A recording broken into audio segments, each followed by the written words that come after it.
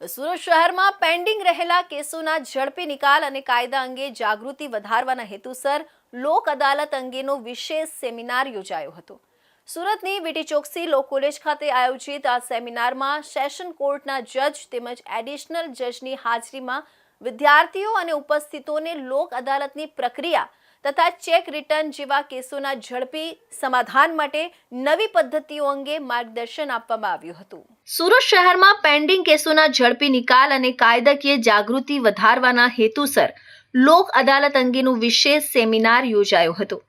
શહેરની વીટી ચોકસી લો કોલેજ ખાતે આયોજિત આ સેમિનારમાં ન્યાયિક તંત્રના અગ્રણીઓ અને કાયદા અભ્યાસ કરતા વિદ્યાર્થીઓ મોટી સંખ્યામાં હાજર રહ્યા હતા। આ સેમિનારનો મુખ્ય ઉદ્દેશ્ય કોર્ટોમાં વર્ષોથી પેન્ડિંગ રહેલા કેસોના ઝડપી અને સરળ નિકાલ માટે લોકોમાં જાગૃતિ લાવવાનો હતો। ખાસ કરીને ચેક રિટર્ન સંબંધિત કેસોમાં કોર્ટ બહાર સમાધાન દ્વારા ઝડપી ઉકેલ લાવવા માટે આધુનિક પદ્ધતિઓ વિશે વિસ્તૃત માહિતી આપવામાં આવી હતી। સેમિનારમાં સેશન કોર્ટના જજ સાહેબ તેમજ એડિશનલ જજ ઉપસ્થિત રહી વિદ્યાર્થીઓ અને ઉપસ્થિતોને કાયદાની પ્રક્રિયા, લોક અદાલતનું મહત્વ અને તેની કાર્ય પદ્ધતિ અંગે માર્ગદર્શન આપ્યું હતું।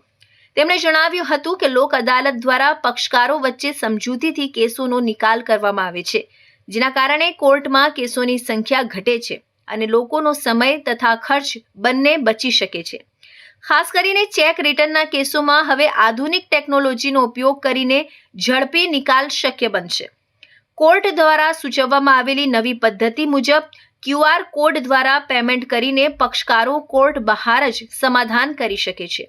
આ પ્રણાલીથી ચેક રિટર્નના કેસોમાં લાંબી કાયદાકીય પ્રક્રિયા ટળી શકે છે અને બંને પક્ષો વચ્ચે સહમતિથી તરત જ ઉકેલ આવી શકે છે। આ અવસરે લો કોલેજમાં અભ્યાસ કરતા અને વકીલાતના ક્ષેત્રમાં આગળ વધવા ઈચ્છતા વિદ્યાર્થીઓ પણ મોટી સંખ્યામાં હાજર રહ્યા હતા। સેમિનાર દ્વારા વિદ્યાર્થીઓને ન્યાયિક પ્રક્રિયાની વ્યવહારુ સમજ મળી હતી। લોક અદાલત શું છે એના વિશે જો આપણે વાત કરીએ તો લોક અદાલત જે સાહેબે કીધું કે લોકોની અદાલત એવું કહી શકાય કે જેમાં મેરિટ્સ ઉપર કોઈ કેસનું ડિસિઝન નથી થતું, પણ બંને પક્ષોને જે અનુકૂળ હોય, બંને પક્ષો સંમત હોય એવી ટર્મ્સ ઉપર સમાધાન કરવામાં આવે છે અને લીગલ સર્વિસ ઓથોરિટી એક્ટ હેઠળ એ ગવર્ન થાય છે। National legal service authority, state legal service authority અને ડિસ્ટ્રિક્ટ લીગલ સર્વિસ ઓથોરિટી, એ જ રીતે તાલુકામાં પણ તાલુકા લીગલ સર્વિસ કમિટી છે। આ બધું બંધારણ લીગલ સર્વિસ ઓથોરિટી એક્ટ 1987 હેઠળ થાય છે।